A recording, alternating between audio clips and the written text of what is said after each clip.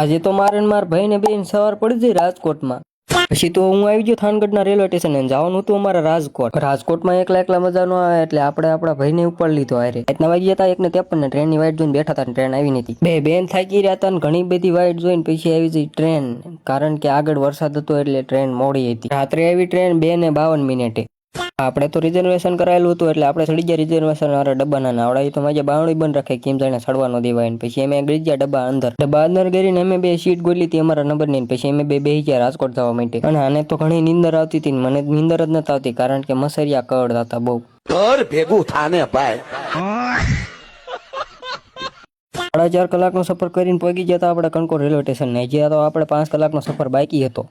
5 કલાકનો રેલવે સ્ટેશનમાં સફર કરીને પહોંચી ગયા આપણે રાજકોટના રેલવે સ્ટેશને. અહીંયા કઈ ટ્રાફિક જ નતું. પછી તો અમે લિફ્ટમાં ચડી ગયા ઉપર જવા માટે. અહીંયા તો લિફ્ટમાં એટલું ટ્રાફિક હતું લે. લિફ્ટમાં 2 કલાકનો સફર કરીને પછી અમે હાલો મહિના આગળ ને અહીંયા ઘણું બધું ટ્રાફિક હતું. હોય આગળ તો કાંઈ ટ્રાફિક નથી ને. આ તો પાછો વિચાર કરતો કેટલું ટ્રાફિક છે લે જોઈ લઉં. અને પડી ગઈ રાજકોટમાં હવાર. અને આજનો વ્લોગ અહીંયા પૂરો કરો છે. તમારે રાજકોટનો આ બીજો ભાગ જોવો હોય તો આપણા પેજને જલ્દી ફોલો કરી નાખો.